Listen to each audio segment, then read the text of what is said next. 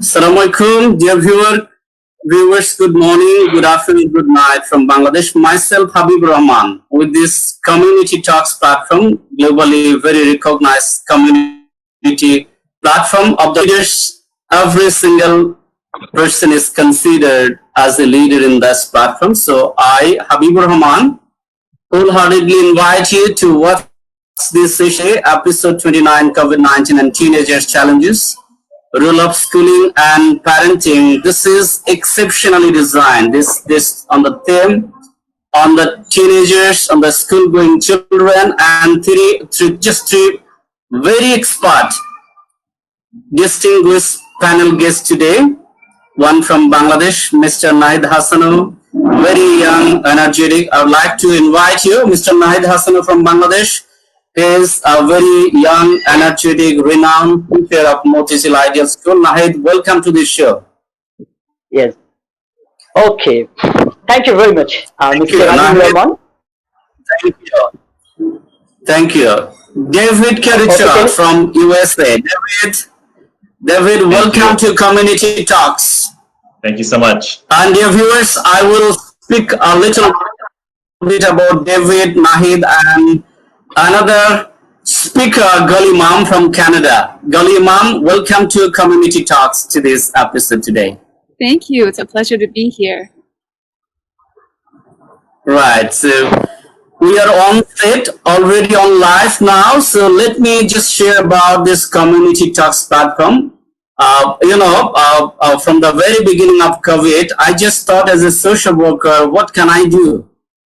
I was thinking that time, and during this lockdown situation, we were suggested by IFSW, IASSW, and other global platforms, and also Ministry of Health, WHO, that we are not permitted to mix and come outside of home. We are just suggested to keep physical distancing. That I just started thinking different way, just to take the best alternative. What can I do as a social worker? I was just thinking, and then and there I was starting this platform, that how can I share and interact with the global social worker friends, just to know and through a reciprocity of knowledge, exchange of knowledge. And then Community Talks evolved from that time, from mid of March, and this is 29th episode on the topic COVID-19 and Teenager Challenges, role of schooling and parenting. And I'm very happy as a moderator and anchor of this show. Three best friend, teacher, mentor, youth motivator, counselor are invited today, David, Nahid Hasano, and Goly Emam. So let me, dear viewers, let me come to Mr. Nahid Hasano first, because he is the native of this. So let me invite Mr. Hasano just to speak about your personal life, COVID scenario, schooling, hassles, sorrows, alternatives, passion. I know you are very passionate for English, like you have a fun club in Facebook that is Passion for English. You were founder of director of an organization. Beside teacher, as a social worker, you were a research fellow, and your research topic is so far very relevant with the theme today of parenting role for the children. So Nahid Hasano, how could you share us about the overall scenario in Bangladesh within 3 or 4 minutes initially? Nahid Hasano, please. So thank you very much, Mr. Habib Rahman, founder of Community Talks, and for having me here along with two renowned speakers. At first, I want to mention the speaker's name along with me today. Especially David K. Richard from USA and Goly Emam from Canada. I'm really delighted to be the part of this session today, and I would like to show my heartfelt gratitude to the viewers who are watching this program live now. And from the very beginning, I want to also show my heartfelt gratitude to my beloved students and honorable guardians who are also watching today's impressive program. Today's topic is COVID-19 and Teenagers Challenge, Cooling and Parenting.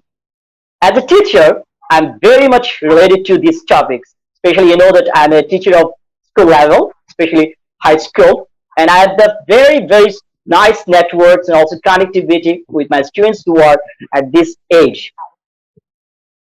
Before going to start these topics, on discussing on these topics, I want to at first present the current scenario of Bangladesh about COVID-19. You know, we are terrified, we are alarmed. The Bangladeshi people, at first in our country, 8th March this year, first COVID affected patient was detected. Till today, there is 2,57,600 COVID affected patients found, and it was 18th March, first COVID affected patient died, and till today, there are 3,399 COVID affected patients died. Among 2,57,600 COVID affected patients so far, 1,48,370 patients got cured. It's a really good sign in Bangladesh perspective. In case of me, really, I'm also getting quite affected. For the last 4 months, I was completely locked at my home, and the government has taken the decision to close down all the educational institutions since month of March, and even today. I mean, 31st up to 31st August, all education institutions of Bangladesh remain closed. Probably this is the picture of Bangladesh about. I have shared why, because today we have two speakers. One is from USA and the one is from Canada. So it's my duty to inform the updated information to you. Let's come to as a teacher and the educator and the mentor and motivational speaker. Teaching is in my DNA, which I love so much. Each and every second, I do enjoy teaching profession. I have a lot of beloved students. I enjoy the company each and every moment. So partially, the first session I want to share about world perspective educational structure. So far, a recent study had shown that 1.6 billion students are affected due to COVID-19 pandemic. 191 countries in the world have so far closed their educational institutions. In our country, 5 crore students are also affected. Our neighboring state, India, you know, these two speakers and also other viewers for you, that India is the largest democratic country. Even in India, now 32 crore students are being affected due to COVID-19 pandemic. That's the scenario of the educational sector in the world. In our country, little bit, I want to share a little bit. I have shared in the mention that since 16th March till right now, our all education institutions are affected. So our students, they are now in a deep trouble. For the last 1 week, I have made a lot of interview with my lab students, and I've got huge information about them. And that information I will share through this program. So thank you very much. I'll come next part. Thank you, Nahid, for wonderful introduction on behalf of this country. And really, country is suffering, and the whole world is suffering by this unscheduled pandemic COVID-19, which is declared as global pandemic, which is declared as social pandemic, economic and social and human disaster, right? So you were rightly pointed out. Thank you again. So let me come to Goly Emam from Canada. Goly, my friend, so far I know you are a very sweet mom, right? You are a sweet mentor, motivator, you are counselor, you are hypnotherapist, you are really heart of the children of your community. You have so many roles you have been playing over the years. But before that, I have a question. Actually, this is not the question. This is feeling sharing, because nobody is controlled. Nobody is happy during this pandemic. Everybody is stuck. Everybody is tensed. Everybody is sometimes overwhelmed, sometimes uncontrolled. Right? You will not, of course, beyond that. But as a superhuman being, super lady, how you can control all these things? Could you please share something from your viewpoint from Canada? How you are managing and passing days during this COVID? Time, don't forget time, 3 to 4 minutes, right? Goly? Yeah. All right. Thank you for that beautiful introduction. I'm so honored and humbled, really, to be for you to speak of my work so highly. And it's definitely, like Nahid was saying, like my calling is to help people heal and teach about the wellness of the mind, the body, and the spirit. That's sort of my whole passion. And I've been working with families and their teenagers for the last 13 years, and in a community agency, and we have our referrals from the social work department, which is considered the Ministry of Children and Families in Canada. So March 16th, similar to Bangladesh, March 16th was when we had our shutdown. So our clinics and our schools, everything just shut down at that time. And we thought at that time that it was just going to be a very short ride, just to ride it out and reduce the spread and reduce the overwhelm to our hospitals. And so everyone was doing their share of not going out, only for essential grocery shopping and just kind of getting the basic needs met. And then the essential workers continue to work. So that would be like our police and our hospital, like healthcare workers, as well as like fire department and ambulances and all of that. So we were considered an essential service as mental health practitioners. So we continue to do virtual counseling. And then in my private practice, I started doing virtual hypnotherapy. So that's been quite the adjustment. And now we're in, August. So it's months and months into it. There was a reopening in May. Gradual reopening of our practices. Everywhere has plexiglass up.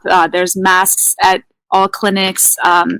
It's not mandatory to wear masks, but there's this mandatory physical distancing of 6 feet that we are putting in place. And to reduce the risk, we always offer virtual, whether it's by telephone or by video, as the way to kind of do our share to reduce the spread. But obviously it's counseling and hypnotherapy is all based on relationship and the human connection. So that's where the challenge is. So I've been kind of catering my work to meet the needs of clients. So a lot of parents are more okay with the telephone counseling.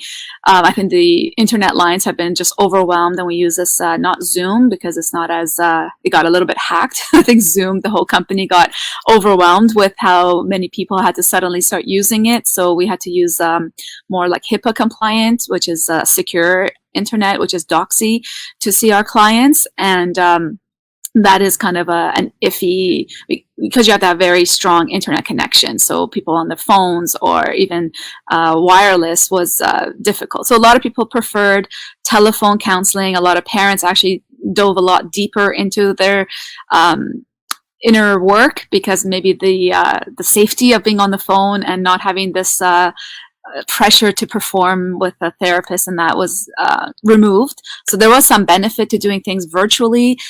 Some of the teens preferred, obviously, to continue in person. Many teens say they don't like to be on the phone. They'd rather text, but not like on a phone call conversating. So I've had to cater that, like, even I'm an outreach counselor as well. So we go to parks and walks most of the time. And if I had to pick them up or meet somewhere and drive, there'd be this distance of, very awkward, like sitting in the back seat, like diagonally across from each other, so that there'd be kind of like that 6 feet distance within my car. So it's been quite the adjustment. I would say the hardest population has been hit by COVID has been the teenagers. because developmentally speaking, this is their time to be social and be out there and be with friends. They're not meant to really be as much with family. They're meant to be out socializing, and school is a huge social element for them. Some of my youth were college students, so then they had to start doing college online, which again they did not prefer because they love that face-to-face. All right, yeah, it's good. Yeah. Anyways, a lot of details there, but we've been investing. Sorry, I don't have the time. All right, Goly, very, very wonderful introduction, and one compliment for you, that for your lovely smile that Queen Elizabeth told, to be a good counselor, you should possess and you should assume a very sweet smile, because sweet smile is the half done of any problem, right? Any solution of any problem, right? That's great. So let me talk to David, and before starting David, dear viewers, let me say a few words about David. He's very dashing and handsome personality. David is a wonderful entrepreneur, long-time educator. He is a change maker. He is a movement builder, and so many other actually qualities he has. And his main purpose of life is he's an ambassador for change for the education system in USA, in his area, national and international. He has some involvement in that part, and David is a leadership coach. He is the founder of Growth Public Schools. David, you might not know, but from your Facebook, I just collected all these things that you do really wonderfully. You are doing, and you are the founder of Heart of Matter and so many other things you are involved in. You were just trying to upbring the community school actions among the parents and the children as a sweet and a brilliant change maker in your area. So we will listen all the story just in the second part, but I would request you how you are managing and passing time during this COVID over the few months and couple of months together, right, in your area. So just share your daily routines over the months during this COVID. David, please. My daily routines. Well, first, thank you so much. It's so wonderful to be on with all of you. And, you must be very famous and popular because Oprah Winfrey's also live right now. So I'm going to call you the Oprah of Bangladesh. So thank you so much for your wisdom to come on at this moment with Oprah. And I hope she doesn't take too many of your audience members. Just kidding. Okay, so my actual day-to-day routine. Before I even get to that, I want to talk a little bit about what's happening right now in this moment. So we're in a moment of great change, massive, massive, massive change. And, if you've listened to my lives and my conversations, I really deeply work with intuition and a greater source that moves me. And what I've been feeling since about November of 2019 is that something in March would be really big, a big shift. I had no idea that 1.6 billion people, kids, students would be out of school in March, and most of them still. And so I think what's really important to understand is that there's something much bigger moving us to actually reevaluate every single thing that we're doing. And I think that's how I've looked at my life since we closed our school. So I founded Growth Public Schools, as you mentioned. We're in our third year to K-8 public charter school in Sacramento, California. And we had to close the school on Friday the 13th. And we closed the school that day. And it was a few days later, probably early the next week, that I started kind of getting onto social media and starting to share my thoughts around the fact that we really have to reimagine our systems, our institutions, because they're not serving us. And all of you here know how teenagers are before COVID, how teenagers were faring, how they were doing. And I've worked with teenagers for the last 20 years. I love them to death. They're beautiful, beautiful souls. And the teenage suicide, teenage depression, teenage anxiety, we're a disconnected society. And we're completely disconnected, and we're the most connected technologically, but the most disconnected from the heart. And so that's why I started Heart of the Matter, because I believe that we need to really think about what our schools should look like, and there should be a connection to the heart. That is the most important thing for our kids, for our teachers, for everyone. And so I recently started kind of moving out of the day-to-day of my school and starting to think about how I could lead a bigger movement. And that's when Heart of the Matter was born. So in terms of my daily routines, something shifted within me around the time the school closed, to the point where I stopped using my mind to really overthink all of my actions. And I did what Eckhart Tolle calls surrendered action, meaning that I found the power within. And then if that happens, I will definitely follow through. Not always, because sometimes the timing's different, but I will follow through with what should be done in that moment. So as you're referring to all these projects I have, every single one of them have been divinely delivered to me. And once I follow that call, it all just comes together very simply. So people say, oh, you must not sleep. It's like, no, I work about 30 hours a week, because of the fact that it can take me 3 hours to do something that 6 months ago took me 30 hours, because it's just divinely inspired. So that's how I spend my day. So I feel that my role right now on this planet is to help others see that you can actually see this opportunity, as painful as it is, as painful as it is. People are dying, people are sick, we're all scared, very painful. But this is an opportunity to really ask yourself, how do I want to live my life? How do I want to be on a day-to-day basis? Do I want my kids in daycare 12 hours a day? Do I want my teenagers on, I read an article, teenagers are on technology at school now, before COVID, for 80% of the day, then on social media, then on their phone. I mean, they're on screen 16, 18 hours a day. So how do we want to change our world? How do we want to use this opportunity to say what we're currently doing is not working? And so nothing can be the same, and we have to totally reimagine our systems. My passion is education, but I'm talking about every system. That's why I also do leadership coaching, because I think that needs to be changed. So anyway, that's how I live my day. I follow the intuitive calls, and I make sure that it's not coming from fear, but it's coming from the highest source, and I take the calls and I run with it.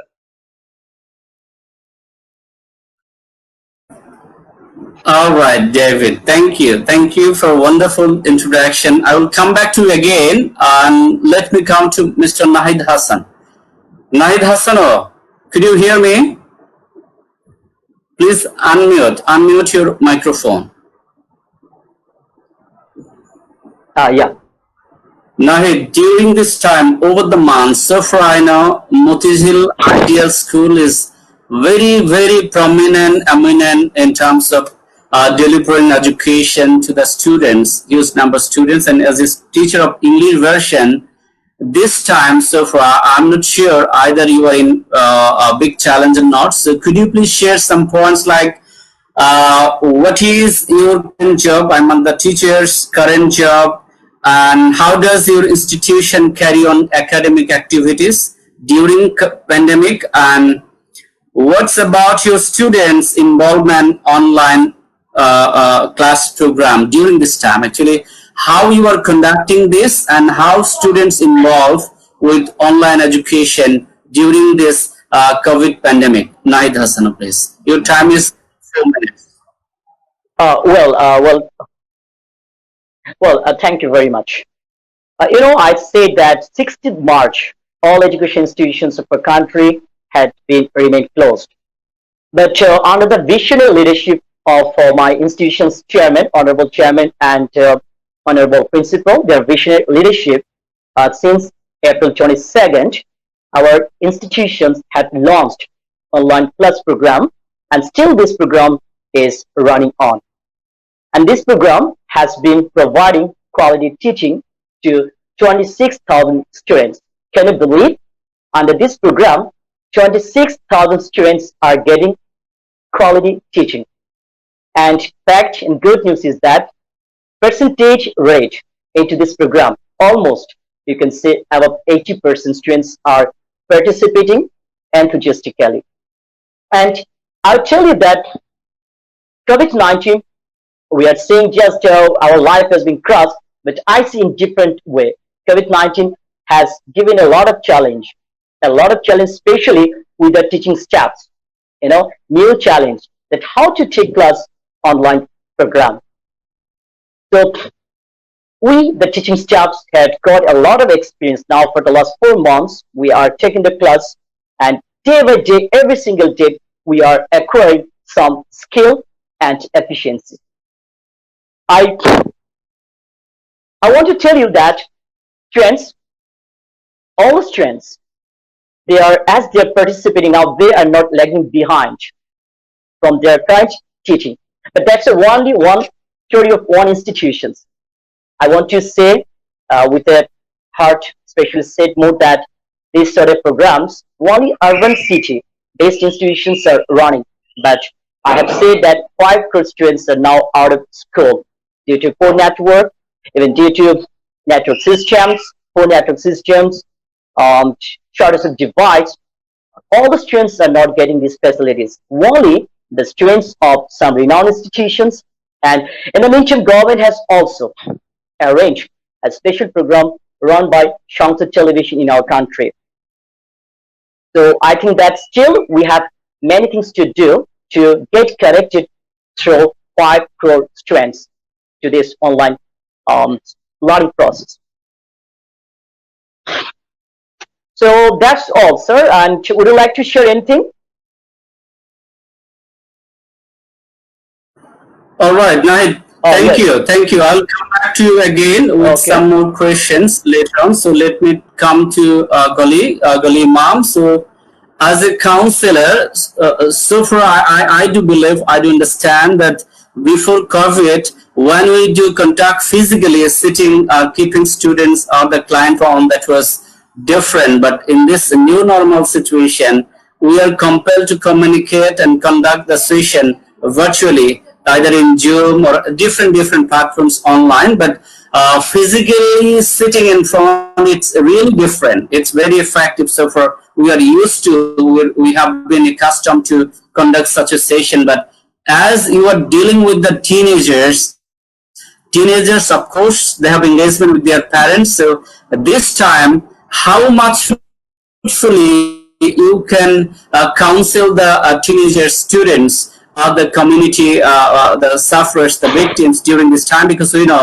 teenagers' mind are open mind, their mind is boundless, mindless, and boundaryless. Definitely, they don't want to listen someone. It's very difficult to communicate and counsel them online like this, because you cannot touch me, you cannot closely talking to me. Physical appearance is very important for counseling. So how you are facing the challenges as a good counselor, and then I will ask you to the functions of hypnotherapist and how you are fruitfully doing this in the third option, really. So please tell us, as a counselor, how you are facing and what sort of challenges you are facing to deal with these teenagers, and even with the satisfaction of the parents of the teenagers, right? So please share.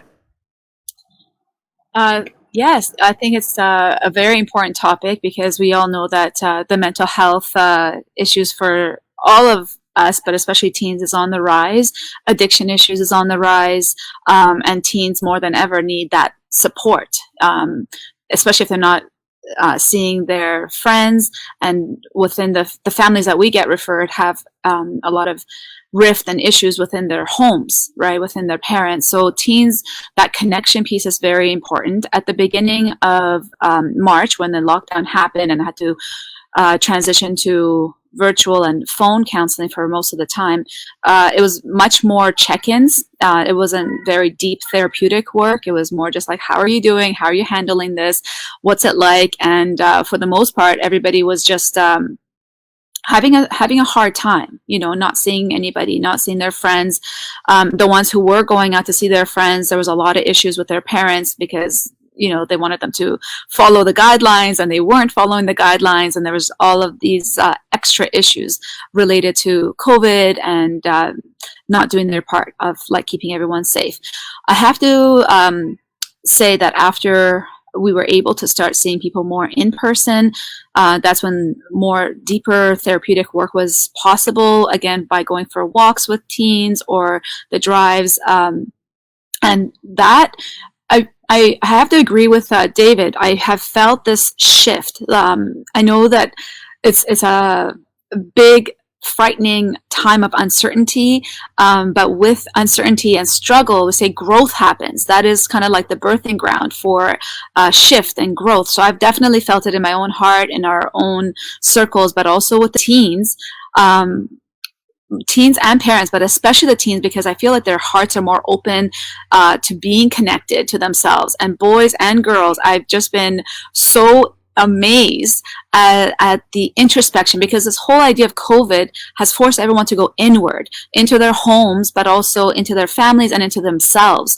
And that whole idea of also having someone who is willing to talk with you. That's one of the feedback that I always get from teens, is that you ask the questions that help me open up, because this is the, developmentally speaking, for teens, this is the time that what is inside of them, the self, who they are, is meant to emerge. And if the conditions, meaning the parents, the educators, at least one healthy, safe adult in their life, they in resiliency research, that's what it shows. As long as there's one adult who sees them, who sees the good in them, who is curious and accepting and empathetic, that is what the conditions are for teens to really emerge. So in the work, it's been the most beautiful unfolding of who they really are. They're kind of coming out of themselves, able to think about life on a whole new level. It's these awakenings that I say to them. I'm like, you guys have to get on stage. I keep telling my teens, so you got to get on stage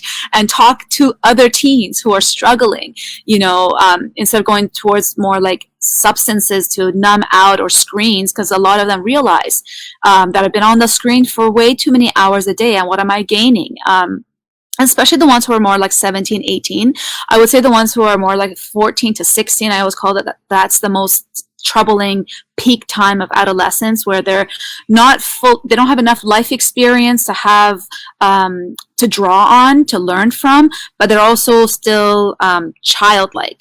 But then there's that rebellious, like, I'm my own person, I'm going to experiment, I'm going to take all these risks. So the 14 to 16-year-old group has had probably the hardest time, because they're reacting and rebelling mostly against what's happening. But my 17, 18-year-olds, they're a bit more like that. There's a shift in maturity that happens, and there's that pressure of adulting, as we call it, having to go into the world and have the skills to be an adult all of a sudden. So they have had these big epiphanies of not wanting to use, substances, drugs, and alcohol to numb out. They've been really trying to stay off the screens. They've been really selective about the friends, who their friends are. And I feel like that's the whole shift, is that this going inward has helped us really prioritize and reevaluate what matters in our lives, in our relationships. And I would say, as difficult as the uncertainty is and the fear, there's this rise in the self and the authentic self and their authentic connections as a result of that, as well as their purpose. They're really finding their purpose. A lot are trying to go into like the helping field and wanting to work with other people, and also finding who they really are. So it's been this very inspiring time for me to witness that, and from that I'm just like, wow, where else can we go? And the parents as well, they're starting to like awaken as and how to have that relationship with their teens. So it's been beautiful to watch. All right, thank you, Goly. Thank you. I will come back to you again. Let's talk to David Richard. So David, this time COVID, actually we all were globally unprepared, not prepared to accept this sort of changes in education, in economy, and social bonding, family relation, everywhere. And it's called paradigm shift of education. And as a reformer, long way educated, as a super dad, and you have so many actually involvement in education, just to modify and just make changes among the students, long years. But this time, so far I could understand and see also, I saw that you were invited in different places just to give some thoughts on the changes of education, how children and the teenagers can be well accompanied and accepted during the changes. And the parents, globally, parents are busy to see their children's positive changes, positively socialized, see better results. So they normally don't want to see any hassle before accepting good results from their children. But this time we are actually bound globally because in many countries they have already decided to pass their children without exam or partial exam because there is no alternative. So in USA and for us also, how you can suggest our teenagers, educators and students and their parents to comply with these changes as a paradigm shift of education? Actually, what do you think and your thoughts, long years experience, reflection on that part? David, Richard, please. Yeah. Well, yeah, thank you for recognizing that I have basically been doing education reform from the moment I walked into the classroom. And really that comes from my own experience of being in an education system in the US that did not serve me. So I did graduate from Stanford University. I did graduate from the University of California, Berkeley. So two of the best universities in the world and in the US. However, the path to get there was not easy. It was very tumultuous from an experience of a low-income student in our system. So I had to redo high school in a community college. I had to, I missed almost 1/3 of my high school and nobody ever asked me, hey, how are you doing? So what Goly was saying around one adult, the way I built my high schools, and I've opened 10 schools in 10 years, the way I built every single school is, what is the heart? What is the heart? And how can you think about how to reach the heart of the teenager? And I think that's where we're off. Now, in the US, if you heard, there was a really massive college scandal with famous actresses, famous people, really rich people that were basically gaming the system, and it was so disgusting and it was so unethical and immoral that that's when I wrote my blog post and I said, if we're not questioning what's going on here, where people like me have to basically fight my way to get to the best university, and the richest kids are actually getting their parents to pay off the presidents of the universities, we have massive problems. And so I think what needs to happen is really thinking about what do the kids need. And what's changing in our world is we have to actually start empowering people. And so whenever I ran my high schools, I would always give the teenagers tons of power. And people would say, oh, gosh, you're crazy. You're crazy. But everything's about power. So who has the power and who doesn't? I would give the kids as much power that was reasonable. And like Goly said, it's developmental. Obviously, the 12th graders would have a lot more power than the 9th graders because they're 14. But we would let them decide the dances. We would let them figure out what kind of lunch what lunch provider we work with. We'd let them figure out our tardy policy. We would do restorative justice, meaning that the kids would sit in a circle and say, you affected the community because you smoke a cigarette behind the trash can or whatever. And they would decide what the kid would have to do to repay the community. So I've been doing this differently for 20 years. And so when I look at our school system and I look at how our teenagers are in so much pain, I'm just asking, what are we waiting for? Why have we been doing it the same way over and over and over and over again? So for parents, what I find is when I talk to parents and I say, are you happy with your school system? Most of the time they're not. And this is across all economic levels. No matter where you're coming from in the US, when I've talked to parents, they all agree with me. Something is not working. And the system was basically built in the US and across the world mostly to separate, to decide who is good, who is bad, who's going to college, who's not going to college, who's the best athlete, who's the worst. It's all about separating and taking the child away from their heart and their essence. And so if that's what we're building our whole system around, it's not broken. It's doing exactly what it was designed to do, which is to teach the child that they separate from their truth and they follow the crowd and they hope that they get through it. And then we ask, what are we getting them prepared for?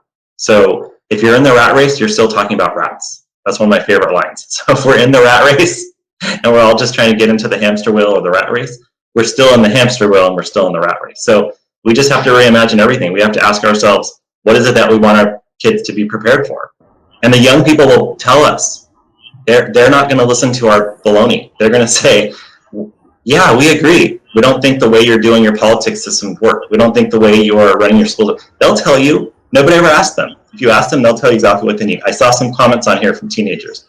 Let me know if you're listening, if you agree with me, that if the adults asked you how you're feeling, what you think the school should be like, with a lot of guidance, of course, they're growing, they're learning. You have to give them guidance. You have to mentor them. My whole philosophy on teaching and learning is that you should be the facilitator, the mentor, and the advisor. not the all-knowing teacher at the top. It should be, what do you guys think? And if they say, oh, we should just, walk off of campus all day for 6 hours, you're like, no, that's not a good answer. So let me help you think about a responsible answer. Okay, maybe we could do open lunch. And for 30 minutes, as long as we're back. Okay, fine. What's the data you're going to use to make sure that works? So anyway, I could go on forever. Thank you.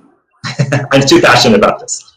Yeah. Thank you, David. Thank you. And dear viewers, there are so many comments. It's coming here on live comments and in my messenger. They're texting. So many friends from different parts of the world join, but it's very difficult to mention their name. I'm just summarizing few questions. There is a question: is there any new opportunity for students have picked up during COVID-19 pandemic, and what are the recommendations? And I'll just come after.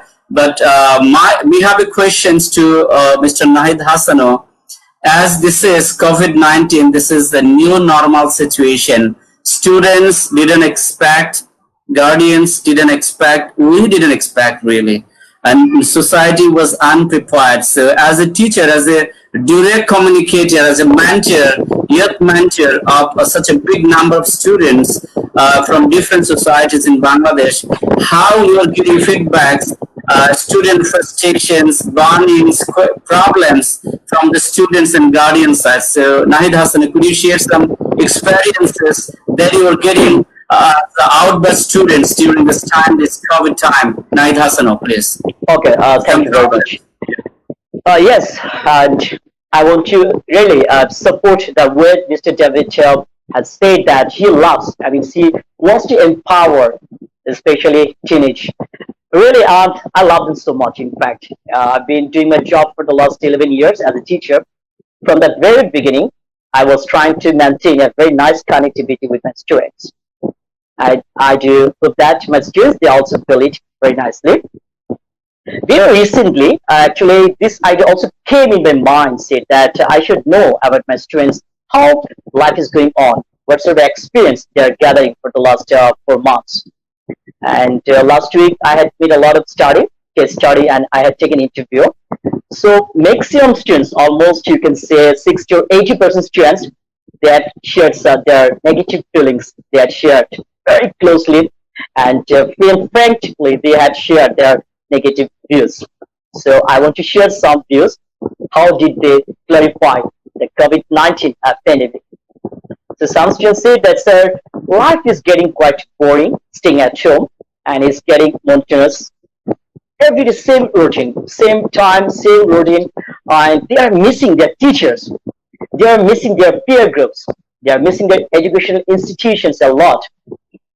And few students, they had also shared their expression that, sir, nowadays we are going to take part to online plus program and gradual program.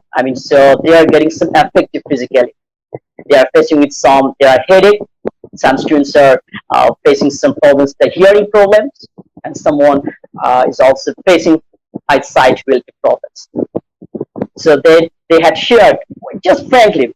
Moreover, other students also shared with, sir, we used to play outside, but there's no chance. We are supposed to stay inside always. And no diversity. Every day single routine, same routine. And guardians are putting more pressure. And the boys, especially I want to share the boys, okay?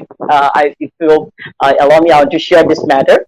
The boys said, sir, whenever online class we are just participating, at the time we are also monitored actively by our parents what actively we are going to do. So that means we are suspected sometimes by the parents. The boys, they had shared the story, whereas the girls, they had shared no, sir, that sort of experience we haven't received yet, and we are getting quite supportive manner from the parents. That's the negative aspects I have shared with you, and that's all about my students' feelings, especially negative. When I get chance, then I will share their some positive experience for the last 4 and 5 months. Thank you. All right, thank you. Thank you for wonderful raw experiences from students during this COVID, how they're passing time, and students parents' reflection during this time. So let's come to Goly Emam. There are so many comments coming from friends from different countries, but some comments are coming. Goly Emam, you are really so sweet. That sort of comments are coming, so I should say. Otherwise, you might think that I do just partial judgment. I didn't mention sweet comments for you, right? So thank you. Yeah. So Goly, as an hypnotherapist, as a counselor, before 4 months, 16th of March, right? First identification as a positive case in Canada, and 8 March, Bangladesh, USA. Actually, so far similar. It's very close as identification date. So after that, if I think before this COVID, your nature of work, your dealing, right, your talking style, your counseling strategies to the teenagers, their parents were, of course, so far different. But this time, suppose in a family, you have had a client, teenager client, to counsel with them. But this time, being confined within the family, parents, mother and father, the younger of the client and the client, so far all are becoming your client because all are stuck this time. And nobody is in control. So your strategy of counseling as an hypnotherapist, how you are facing, and can you please share 1 or 2 examples, or how people are taking you and you facing challenges, right? The real life experiences and new strategies that you are adopting this time just to keep people cool and counsel this time, right? Yeah. First of all, thank you. I love seeing the comments. Thank you, friends, family, people from abroad, strangers. I'm very humbled and excited that there's a whole community. I feel like the whole energy is spreading out. Specifically, and I feel like we all play a specific role, and about bringing the light to the situation, because I always look at the light and the dark, and when we tune into the heart, there's usually light, and people in our minds, we can get all caught up in fear. If we connect back to the heart, the love and the light can kind of reduce the fear. So that's sort of like the basic premise of the work I do, is helping people connect to their own light that's within them through their love, through their other examples of times that they've overcome uncertainty, other losses that they've had in their life. This is another form of loss and uncertainty. So usually connecting people to that helps them remember that they have strength. They've gone through adversity and difficulties in the past, and this is just another version of that, with potential of growth, because again, through every struggle and challenge, there's growth, and people are definitely feeling this whole we're in it together, this whole global sense. Like, kind of my mantra and my motto has been that we're in this together and we're going to rise together.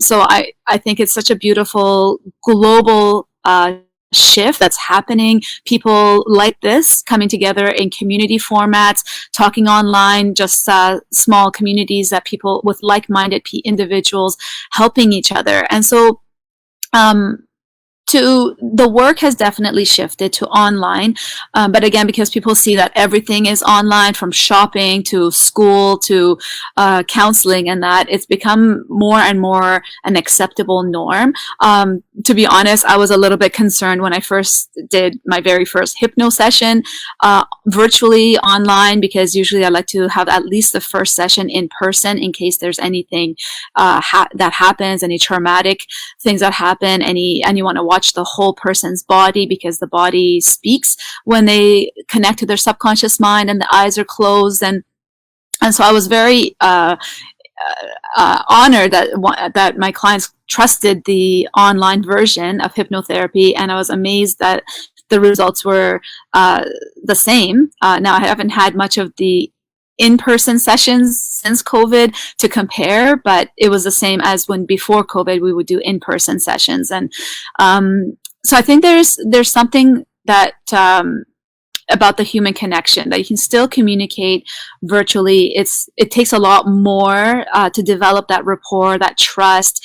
But again, because I think everyone's sort of in this like shifting time, there's this opening for the breakthroughs, for the learning, for the growing. People coming into their families, they're watching their patterns. They're becoming so much more aware of the patterns. And I always say in my work that awareness of what's going on is 50% of the change. You know, the rest of it is deciding what you want and then starting to take those steps to start to, you know, shift the dynamic within your home. And it always takes just one person. I work with family systems, you know, to understand that people in the family work together.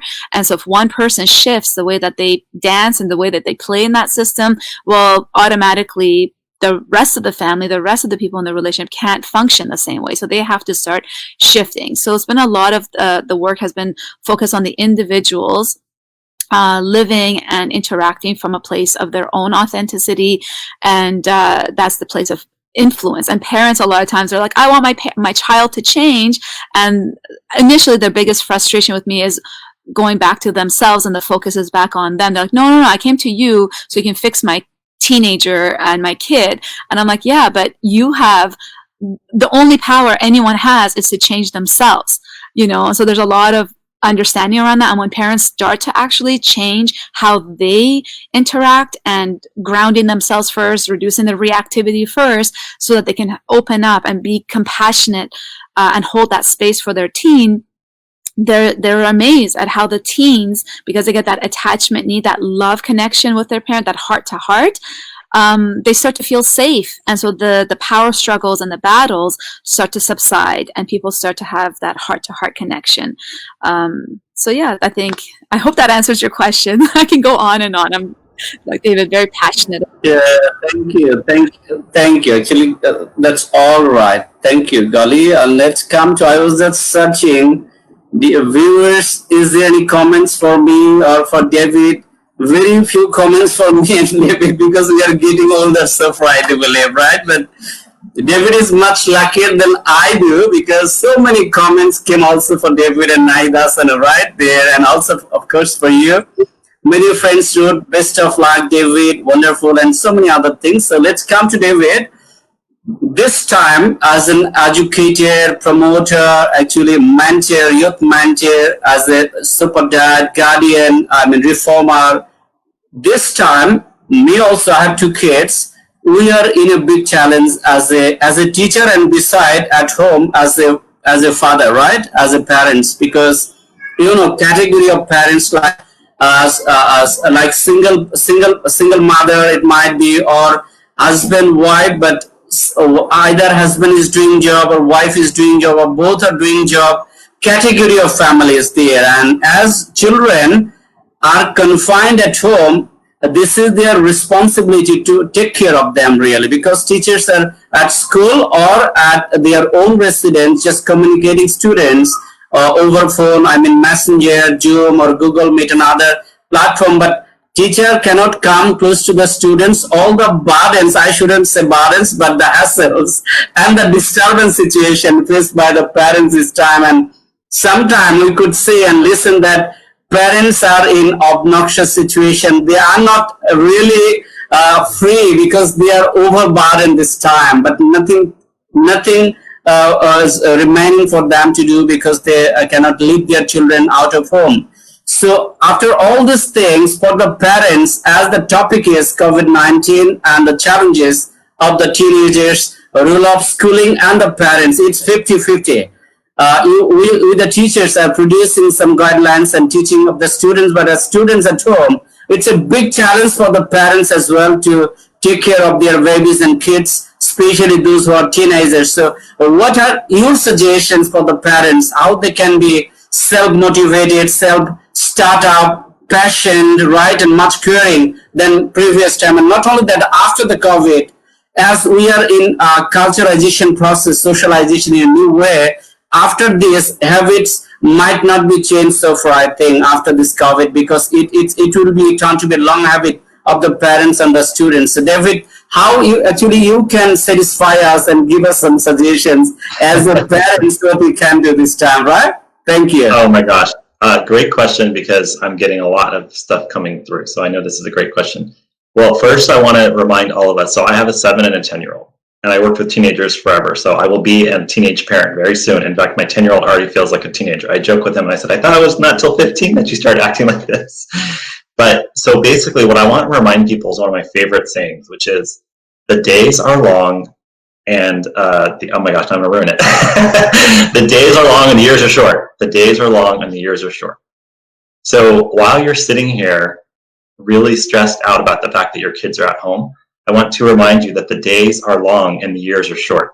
So if you ask anybody whose kids are leaving for college, or they're already out of the house, or they're about to be out of the house, my sister is only a few years older, but she has kids younger than me, they will tell you, please, please, please, please, please, don't waste this time with your kids. Okay, I'm going to touch my heart right now because it's coming through the heart. This is the most important connection. So we're going to get distracted by all the noise that we have to get the assignments done and all that. So that's the first thing. Stay connected, as Goly mentioned. And, Nahid mentioned, stay connected in relationship, in love, stay connected. If you do that, I always say if you start with the heart, then the magic will follow. So that's the number one piece of advice. Stay connected to your children. Now, that said, let me give you some more concrete examples of how you actually are in a really great position, because our school system is not doing what it should be doing, and we're trying to force learning to kids. So 2 examples. When I started my high school 10 years ago, that became nationally ranked in Newsweek and US News World Report.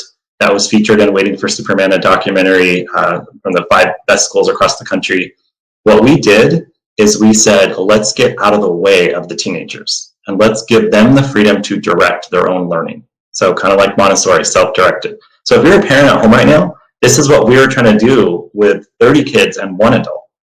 So if you're a parent at home with a couple kids, few kids, what we did is we used the Khan Academy website, khanacademy.org. Sal Khan started this, and we met with him and his cousin 10 years ago, and it was just the 2 of them, and they said, we have a dream that if we get out of the way of kids, they can actually teach themselves. Then there's a beautiful example of Sugana Mitra, who did a study in New Delhi with kids that he put a computer in a hole. And I don't know much about the community, but I know that it was a very not a well-resourced, low-income community. And the kids taught themselves more than they would have learned in 1 year of school. So what we have to do is we have to really realize that it's not the sit at home with them and go through the struggle of the worksheet and the struggle of the textbook and all of this. It's actually opening up, giving them the direction, giving them the roadmap, and then letting them work the magic. So the school that we did with 9th grade, this is a very concrete example. 9th graders with math. We opened another school that was very similar to the one that we had previously opened that was nationally ranked, about an hour outside of from Redwood City to San Jose. And what we basically did is we said, let's try giving them Khan Academy and actually taking away one of the teachers. So we had not as many teachers, and we actually had better results than the school that had been around for 10 years with the nationally ranked teachers. So let me say that again. We had better results when we did it completely opposite of the way everyone teaches you how to do it. We got out of the way, we let the kids use a playlist, and they just went through the playlist on their own, and they worked in teams and they figured it out. And we were in October, the New York Times showed up and they said, what are you guys doing? And we're like, we're literally getting out of their way. So what I would recommend to parents is you have the power, stay connected. No one knows your kid better than you. Who is the best teacher in the world for your child? It is the parent. The best teacher, the first teacher, the most important teacher. So that's what they need. Connect with the child, ask them what they want to learn, do the assignments that the schools are giving you through online learning, all that important stuff. But figure out what the kid wants and connect with them. If you do that, I guarantee you work on yourself and you connect with your child, it'll be a completely different experience. And this is going to be the best opportunity of your life, because you're going to realize that what the kids have been doing has been just totally sucking out all of their energy, and you're going to see them come to life.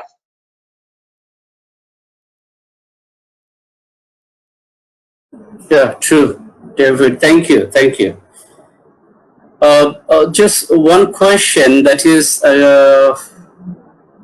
to Nahid Hasano. So far, we have discussed many things, many problems, crises, facing challenges during this time. Not only the teenagers, we also suffering many problems, but as we are in a controlled situation, a controlled emotion, but this is not the chapter for us. This is completely topic goes to the teenagers. And the question is, Nahid Hasano, Is there any new opportunity for students have picked up during COVID-19 pandemic? What are your recommendations for active parenting care to their kids during COVID?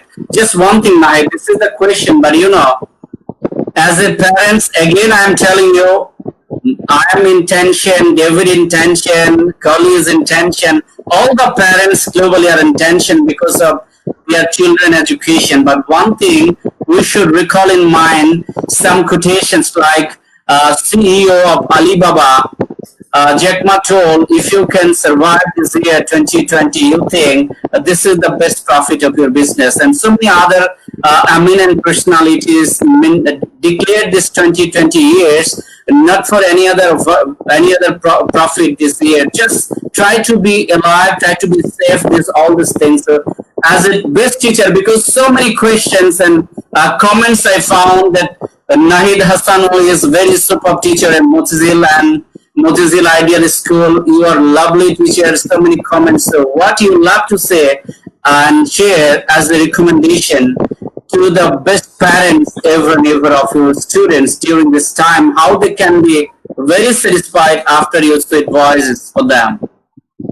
So thank you very much once again. But first of all, I want to show my gratitude to especially Goly Emam and also David and Richard, because I've learned that how nicely they love the job. I always believe that you have to love your job at first. I'm really quite delighted the way David and also Emam had refocused the job. Thank you very much. In this way, I want to love my job each and every time. Actually, physically, I'm blessed having a daughter. My daughter, she is Khandaker Nahid Hasano. She is 4 years. She is pretty cute. But my real heart, I am blessed to have so many daughters, to have so many sons. How you can raise a question? For the last 11 years, I say that I am considering my beloved students, both boys and girls, are my real own sons and daughters. I consider that. It's emotional, I'm saying. Today, since it's a bit informal session, I said that since 22nd April, students are getting me on school program, and there I have to show quite formal behavior. But here, I want to share some informal manner today, since so many students, they are deeply demanding to get some dirty Bangla from me. So Emma and also especially David, I want to share with you. And Mr. Habib Rahman, if you allow me, I want to take few minutes time extra. Probably I have taken little bit time in the question session. So, all right. Okay, within this time, for the last 4.5 months, at first I want to show that what a nice bondage has been built with my daughter. Because, that as a teacher in Bangladesh perspective, I'm very busy man. Especially in the morning, I taught some private students that I want to school. My daughter, she didn't get me for a long time. But now for the last 4.5 months, she is getting me wholeheartedly. And recently, since that she is now learning, she is now even debating, she is now talking a nice way. So I'm sharing some dirty Bangla with her. Okay, so David and also please don't mind. I'm sharing some local accent to Bangla. Okay, Bangla Cham. If you, Mr. Everyone, can you allow me to share this dirty Bangla in this program? And I'm sure that my students, they are deeply waiting to hear some dirty Bangla from me, because I had invented that dirty language. That is, the students had given that language is Nice's language. Especially, I am brought up from Noshandi. My hometown is Noshandi. The way the people of Noshandi are speaking, really, I enjoy it. It's a quite damn care of how can I share this slang word, but I have to share. My daughter once, very recently, I'm spending some time, and I was making some dirty Bangla, as like, hey, Ruza, tumi ekhane asho, shunna jao. Then my daughter, she replied, Baba, tumi keno pocha kotha bolo? But again I replied, Ruza, tumi ekhane asho, shunna jao. Ami tomake ডাকতেছি না. No, Baba. তুমি এভাবে কথা বলছো কেন? আমি তোমাকে ডাকছি না. So in this way, whenever I was in the classroom, I was also teaching this way, and my students, they loved my language so much. That's a one fact I have shared with you the bondage I did have with my students. Now, to become quite serious now, I want to show the serious topics. David said that, yeah, parents are the role model. Parents are the role model. And according to Barack Hussein Obama, he is my real role model. I always say that Barack Obama has said that, yes, a best father can be a resource for his son and daughter. So I am trying to be a good father. At the same time, as I have said that, I consider that I am the father of so many boys and so many girls. So definitely I have to have upgraded that sort of personality. So what reflection, whenever I take my academic class in the classroom, I had written 2 dialogues to remind my beloved students every time that why you should be very much grateful to your parents.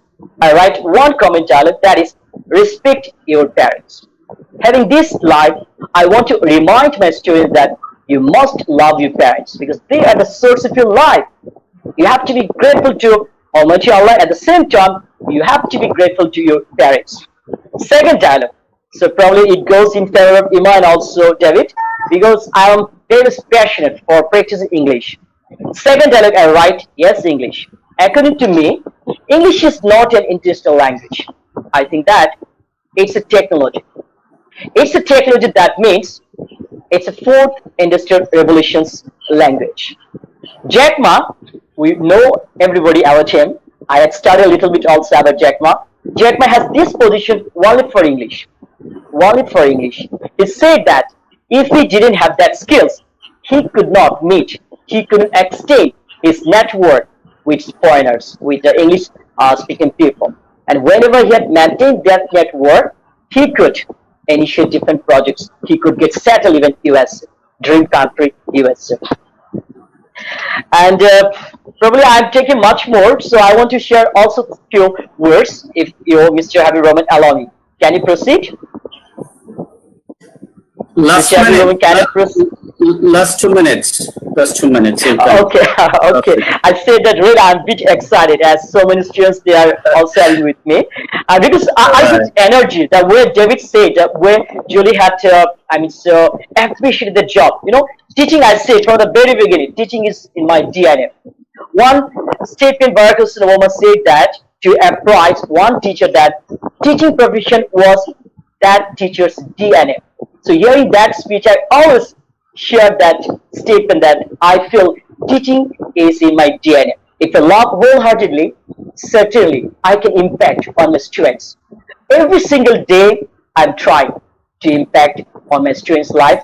And now online teaching, online teaching, how I'm just playing my role. So same way, I do not have enough ground to apply some dirty Bangla. So students are missing a lot. But giving some motivations, sharing some love and affections. I try to even some, as a social worker, you know that I do believe in motivation. I applied motivational approach. And Alhamdulillah, my students are well motivated at my expression. That's my evaluation about myself.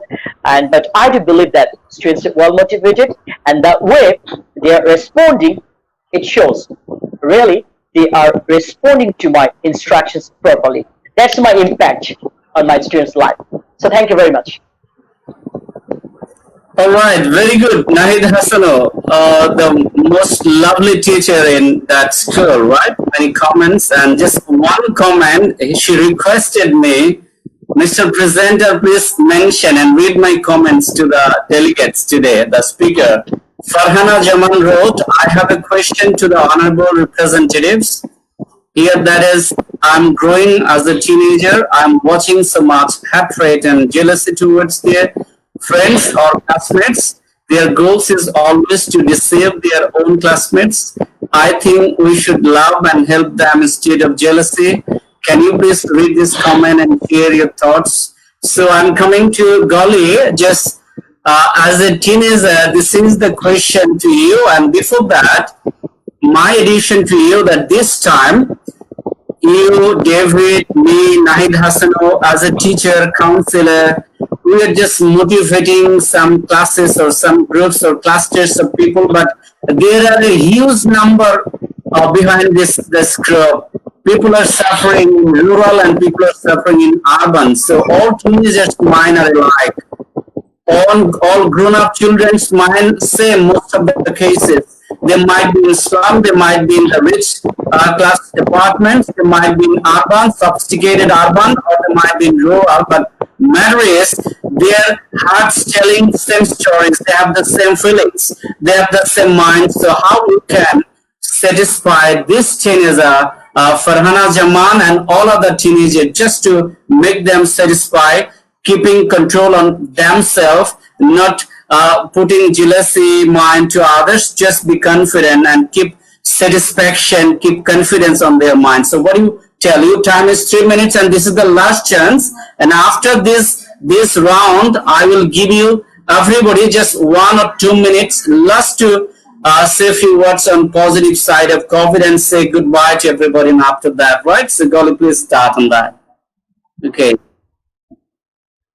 Wow, how do I capture all of the things I wrote down in here in 3 minutes? But to answer your question around confidence, because I think that is so key around especially teens. Developmentally, they become the most self-conscious we'll ever be is during the teenage years. I remember being a teenager myself. My 3 children are 8 and 5 and 3 years old right now. So I'm preparing myself for when they're going to become teenagers, because right now they're just these free spirits, before age, 10, 12. David, you might be starting to see some of that self-consciousness, they start to become aware that they are different than other people and aware of different thoughts and formations. So that's where the most doubt and self-worth issues and self-esteem issues come up. And so the teens that I've noticed have been the most resilient in this are, again, the ones who had an adult, especially if home life, their parents have been connected with them. So my biggest tip is, again, try as parents to connect to your children. Our attachment doctor here, Dr. Gordon Neufeld, is all about, he's written a book called Hold On to Your Kids. And that's the whole premise, is why parents should matter more than peers. We all know about peer pressure and pressure to conform. Maybe during this whole time of isolation and going more inward, teens might be feeling a little less of that pressure to conform to everybody else and more interested in who they are and their own families. So with parents, the ways to connect to your children are asking questions rather than statements. The biggest shift from when kids are, young and they need a lot of guidance to when they become teenagers and they're trying to find who they are is from parents turning their statements of what you should do, shouldn't do, to questions, so that the child can do the work. The teenager can go inward. When you ask someone the question, it has the power to help the person tune into themselves. And questions like, so what do you think of that option of going out with your friend versus staying home and doing your homework? Or what do you want to do in life? What is your calling? What is your purpose? How do you want to learn? What is your method of learning?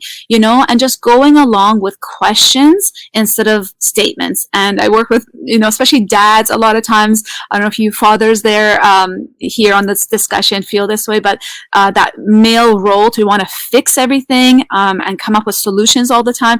I tell parents, especially dads, you're doing too much work, do less work, turn all of your statements and fix-it solutions into questions and help your teen arrive at those answers themselves and really becoming curious.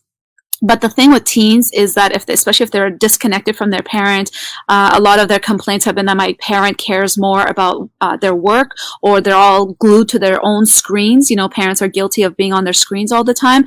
So disconnecting from your work and becoming fully present with your child and getting to spend time with them in activities, not that you like, but what your child likes to do. So following their lead, whether it's walks, a lot of times kids like to go shopping. And parents are like, oh, they're just using me, they're just manipulating me. It's like, no, they're actually wanting to spend time with you. And a lot of times the conversations happen on the drive when you're sitting kind of side by side. In the car, teens feel a lot less pressure to confront, and because you're sitting side by side, and they relax and they start to open up more around any mental health issues that your child might be having, depression, anxiety, addiction issues. Again, it goes back to connection, helping the child connect to themselves. A lot of meditation, mindfulness work can really, really help teens reduce their anxiety. Teens love watching YouTube videos, so if you can find YouTube videos around like Eckhart Tolle teachings on how to be more present and how to understand the difference between the ego and our essence, helping with ADHD, getting away from the stigma of that mental health diagnosis, because I know, especially with ADD, ADHD, autism, and all that. Instead, I read this amazing book called Super Parenting, and it's about by two psychiatrists who both had ADHD themselves and have children with ADHD. And they were like, look at your child not as this thing to fix and stigmatize them, but instead look at them as having these inner gifts. And your job as the parent, and I think as educators, is to unravel that gift, to really open up that gift and see their so-called deficit as a gift. For that hypersensitivity is a huge bonus for creativity. Tell them about the famous people, famous artists and creators that have ADHD or ADD. You know, addiction, the way through addiction is through connection. Don't isolate them and say, you know, you can't come home because you're high or you're drunk or whatever it is. It's connection, it's understanding. It's usually people want to numb out the mind, get out of their mind, because they're bombarded with these sense of loneliness, isolation, feeling their life doesn't matter. So what better way than to connect with them?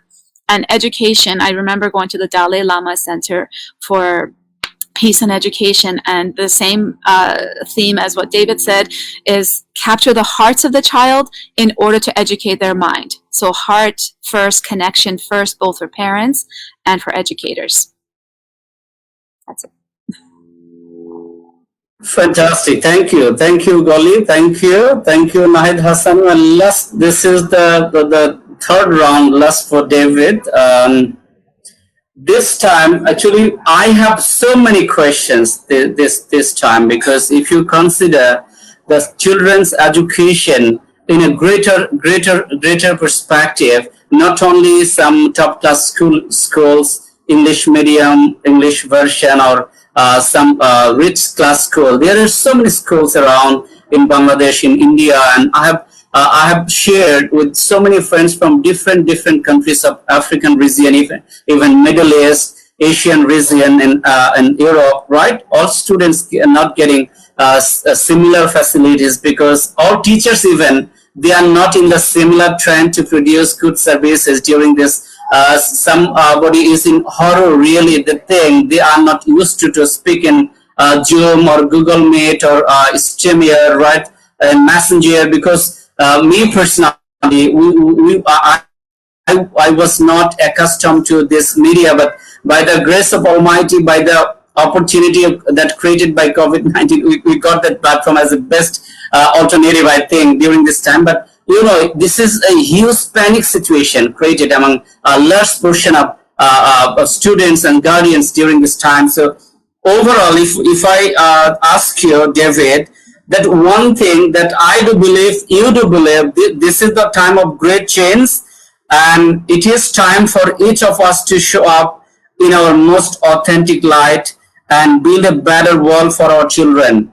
This time, this is, as we do believe, there are so many hurdles, there are so many problems, but we have to pick up the best alternative, which might be best fit after this COVID, or even COVID still longer time. So how you can actually even give us some more examples or more experiences, because we are just passing time, but we are not happy at all in that sense mentally, right? Even a teacher, after that, you might motivate me, motivate student, but when you are coming back home, your father, your dad, right? You have some problems with your children. I have some problems with my children. And after that, after you, me, Goly, and Nahid, there are so many parents, those who are not capable even, right? But when they're coming after a year, they will join the same platform for job, same competition, same books, same schooling, right? In different areas. So this is not the matter of questions of 2 or 3 children or a number of children. It's a huge number of children, right? Billions of children around the world. So how we can moderately actually motivate those people just to keep patience this time in COVID and post-COVID situation? Well, that's a really small question. I'll answer it in like 3 seconds. No, it's a beautiful question, and I think it's literally why I jump out of bed every morning when I think about it, because if you look at this beautiful panel, what you'll see are very bright lights, meaning that each person in this group has figured out a way to connect with their passion and to see the students from Mr. Hasano's comments. And I know from speaking with Goly and Habiba, what you've done with this show and all the projects I have, we're following a really big passion. And I think what is really important for every single teenager that's listening and for parents that are listening is that you have that light within you also. And right now you're looking at a mirror or what it looks like to see the brightest light shining. So that's the number one piece that I want people to hear. And for the teenager that asked the question about jealousy, the system is created to separate you from your peers. It's about competition, it's about rankings, it's about evaluations, it's about scarcity, it's about they get into the good university, that means I get into the bad one. It's about always fighting against each other. And so what we did in my schools is we said, how about if we work together? And I want to remind people, because I know people will say, oh, that sounds really, like a hippie, whatever. No, we had the nationally ranked school, okay? One of the best schools in the country. And people would say, what's your magic? And it's like, the magic is that for the first month, all we would do is build relationships with the kids, with the adults and between the kids. We'd play games. We talk about community. I went into Oakland Public Schools, which is a very difficult school district. And the first 3 weeks, all I did was teach them how to interact with each other, teach them how to support each other, teach them how to talk to each other. And guess what? Everyone criticized me and said, why would you do that? These kids need to learn how to read. I'm like, well, until you start with the heart, you're not going to teach them how to read. And the research shows that. They have to feel like they belong. They have to feel like they connect. So what I would say to the parents is, you have a really bright light. You have an intuition that you can trust. And that's what we're missing. That's where we've lost our way. And that's why COVID is asking us, it's really slapping us upside the head and saying, I don't know what else you need me to do to tell you that you've lost your way. You've lost the connection. The end game is not right, because then the kids grow up and they get into a place where they're not happy and they're numbing and they're going through their 9-to-5 jobs, and then they're drinking and they're going to the bar and they're being mean to each other. It's just so broken. And so what you can do as an individual is find that light, come back to your light, come back to your light. So Goly and I talk about doing it through meditation. If you have faith, prayer, whatever it may be, find the light within you and then trust it. And the other thing I want to tell everybody is that when you're born, you are the brightest, beautiful, divine light. And then as you get older, and Goly can talk about this from an actual adolescent development and psychological child development, you start to lose that light because the world outside tells you that you should trust the outside and not the inside. So for the teenager asking about jealousy, you know the answer. You know the answer. The parent asking, what should I do when my kids don't want to do the work? Or what should I do when my kid's yelling? Or what should I do when I'm tired? You actually know the answer. It takes a lot of experience and a lot of practice, but you do have the answer within you, and that's coming directly from the divine source. So that's where we're off. That's where we've gotten completely on the wrong path. And the greater source is actually going to tell us, it's going to shake us and wake us up through some really painful experiences to see that there's a much, much different way. There's no right or wrong way. There's a different way. And this panel right here is so beautiful because this is the panel that's shining the light. And my goal in life, why I started Heart of the Matter, is to find people like you, put you on the camera, and to talk about you and to show you to everybody so that people can see that the examples we have are not the right examples. There's not great examples of what we see of people really shining their light. So thank you so much for doing this work and for being such beautiful souls. And I just really appreciate the time. All right. Thank you. Thank you, David, Goly, and Nahid Hasano. And dear viewers, dear friends, guardians, students, those who are watching and you will watch this show later on, just let me share a few words the words and the talks already delivered my three distinguished panelists. I completely agreed with them, but I have some words as a guardian and, of course, as a teacher that I do believe. Just one story that I love to care my daughter and son. I have 12 years. I mean, teenager's daughter and 6 years son. That how I handle just in one day when my daughter was in class 1 so far, I do believe, as me and my wife is in service. One day after that is a real story of my daughter, and I was not puzzled. When she came back from school, she's studying in English version. When she came back out of 10 in her mathematics, she got 1 only, right? Just 1, 0, 1. She got 0, 1. When she came back at home, and she lived in another city, not with me that time, her mom phoned me from her office that Fabi has result published, class test result published, and she got just 1. And I'm very happy to have such a wonderful lady. She is very patient, and she never wants to see her son and daughter first boy in the class, but she wants them to be a good soul later on, to a comprehensive personality. And she just consoled me, never mind. She got 1, it doesn't matter. Actually, I thought she might be angry or like that. And after a few minutes, initially I got shocked, but I just got back a stand that it's not a matter. She is studying in class 1. I phoned my daughter, and she was not easy to talk to me that time because she has some horrorsome situation. I might revoke her like that.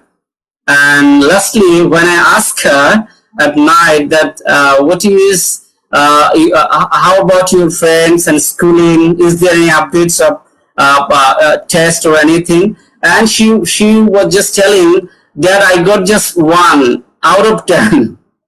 And I was very happy, and I was talking to her that it doesn't matter. 1 is, I think, enough, because you got a visit. If you got 0, I never mind, because you should start from 0, then you might have a possibility to get 1, 2, 3, 4, up to 10, so it doesn't matter.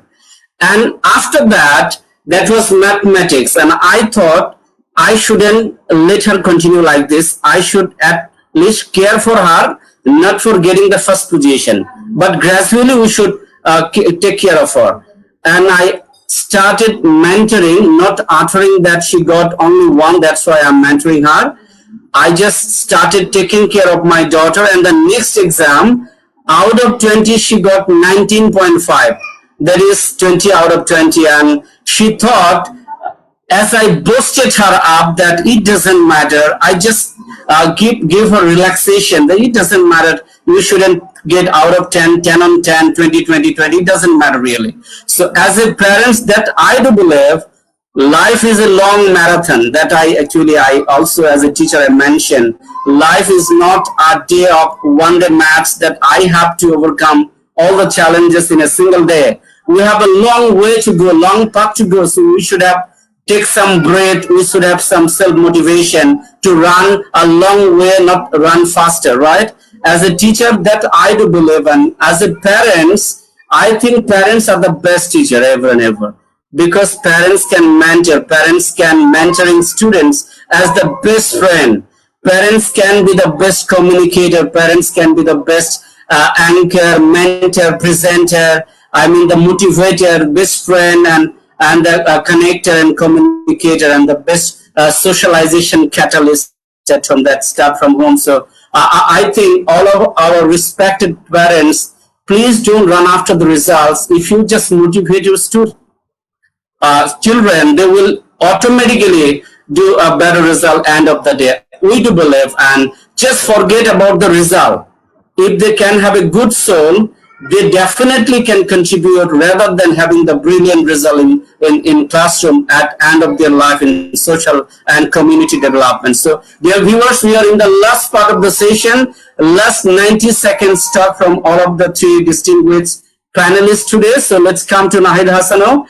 And Nahid, my question and your sharing is, this COVID, we are thinking, everybody thinking, this is a devastation. this is a havoc, this is a massive problem for the human civilization. And even after, we do believe COVID has given us so many positive things, but we have to pick up the best alternative to live suitably in this community. So what do you think, what good things, as per you, COVID has given us to live a better life than previous time? And after this, you can say goodbye to everybody at the end of your chance of talk. Okay?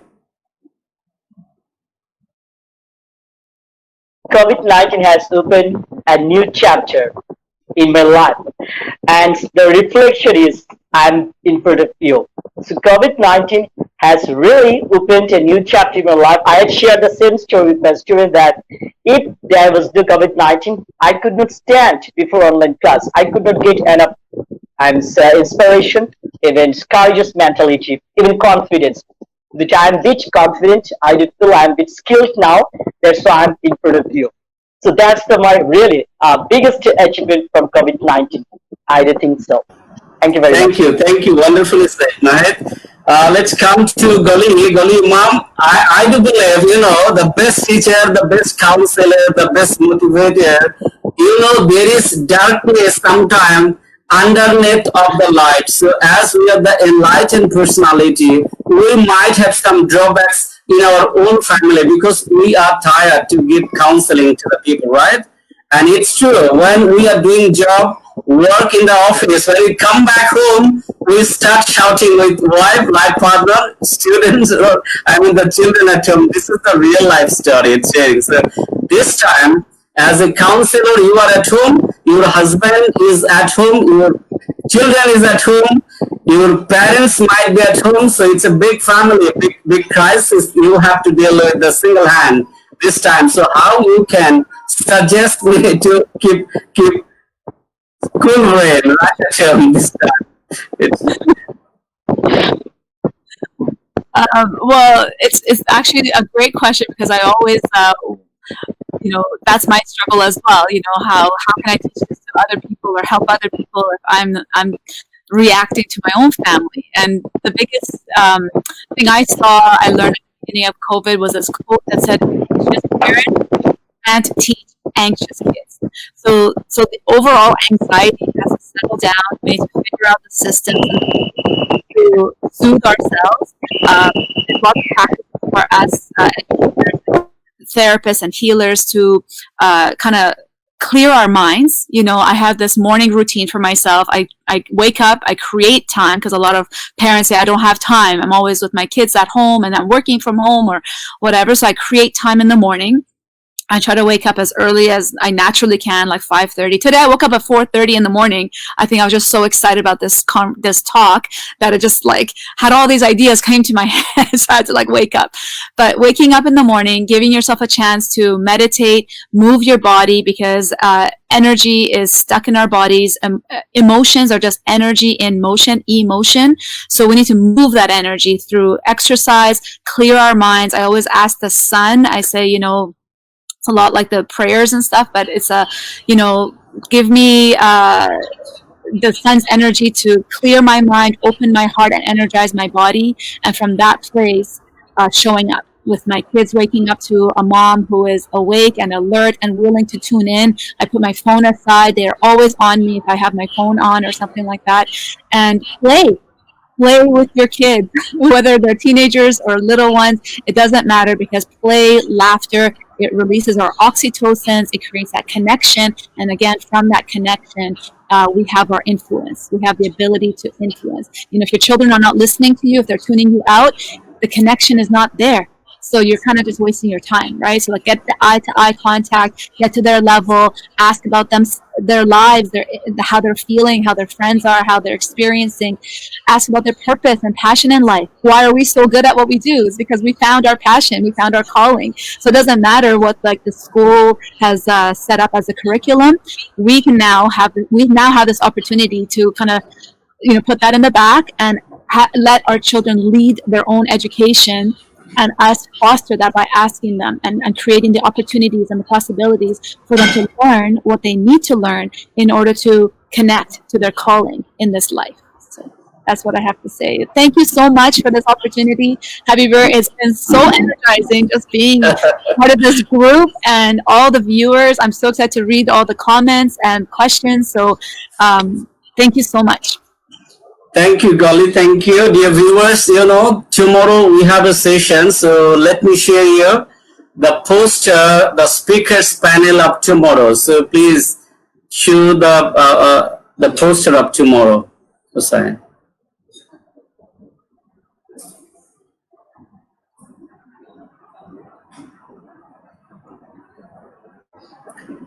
Tomorrow, dear viewers, of course, you will be with us. Tomorrow we have a session on, again, show this poster, relevance of medical social work in addressing problems during and post-COVID-19. Speakers from Kyrgyzstan, speakers from Philippines, from Kenya, from Nigeria. So this is 5 speakers panel tomorrow. Hope you will join us tomorrow, hopefully. So please off it and let's come to David for his last chance. And thank you again, all dear viewers, friends of the poster, please.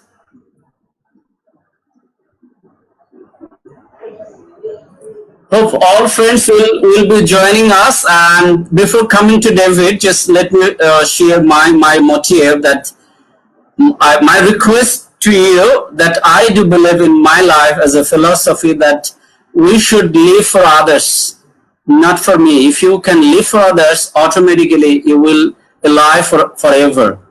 Because this life is not for you alone. You are the products of the society, of the community, of other friends or relatives, right? Then if you can think for them, you automatically you will be happy and happier. So let's come to David. David, I'm very happy that you and Goly Nahid, actually you gave me time with very short notice. And this is my nature. I just knock with very short time that, and madly I'm doing this. I do believe somebody initially talked to me that it should be in Bengali version, though my English is not good, but I talked to them. I should create such a platform which is completely global.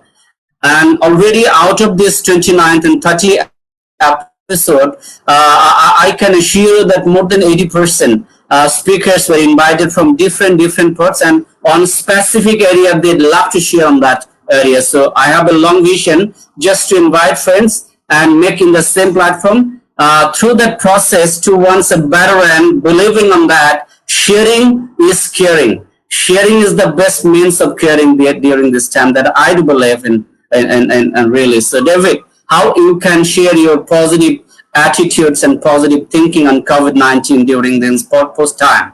David, please.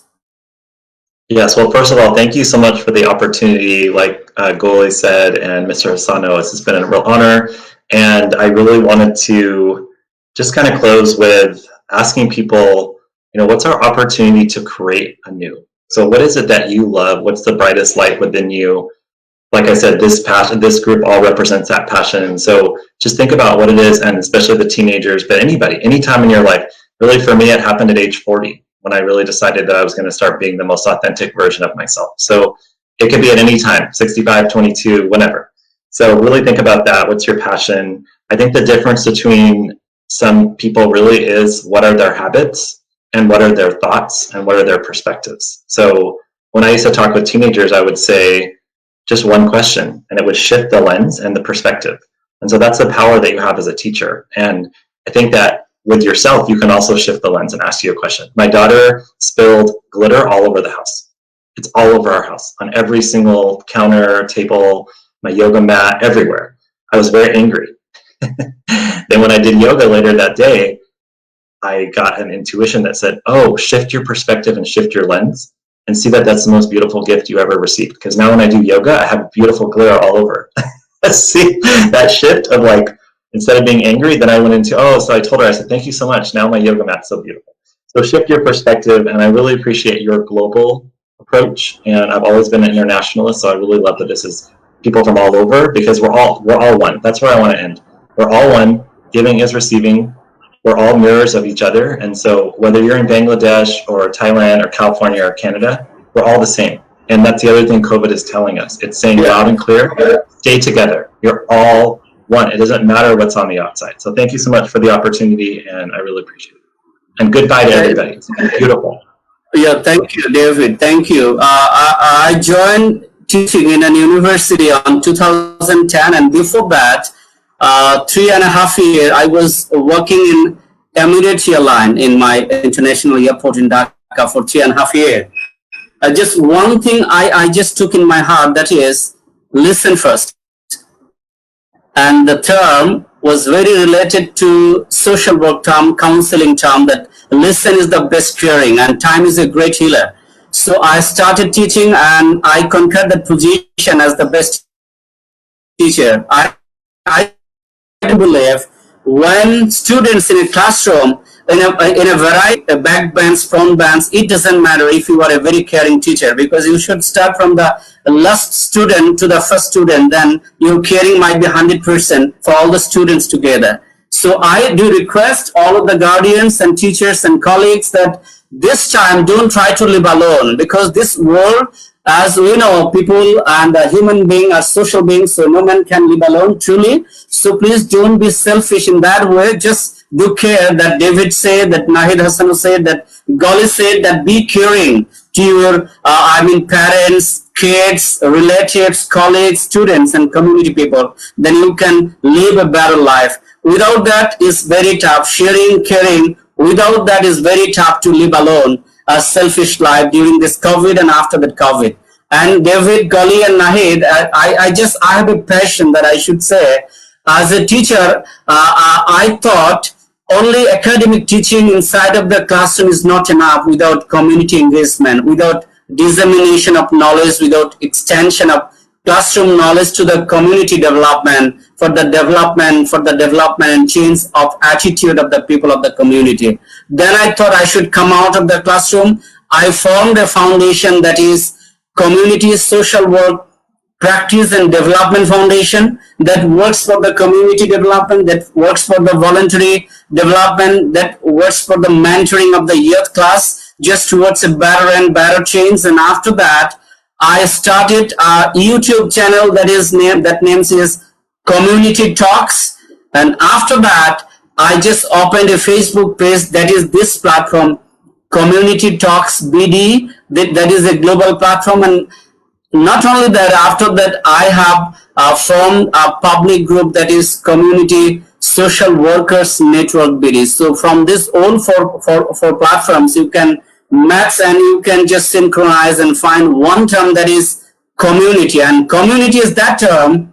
Community has three significant terms, that is we feeling, that is real feeling, that is locality sentiment. So just to reach, just to see a better community, you have to rely on these three terms, that is we feeling, locality feeling, and of course real feeling sentiment. So my regards to all of my followers, friends. Be with us in another episode tomorrow, that will be started on 8:30 sharp, 8:30 tomorrow. Please be with us, and best regards to David, Nahid Hasano, and Goly Emam. And of course, my sincere regards, gratitude, and of course, felicitation and sincerity to the hearts and the life, the soul already they died during this COVID pandemic. They just left this world. They died during this, and my respect to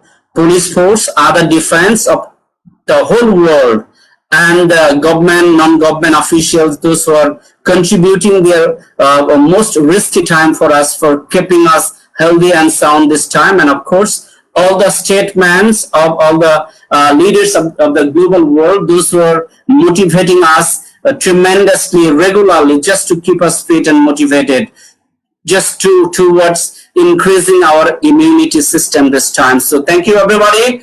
Thank you, Nahid Hasano. Thank you, David and Goly Emam. Good night from my side. Good night. Hope to see you again. Thank you, everybody.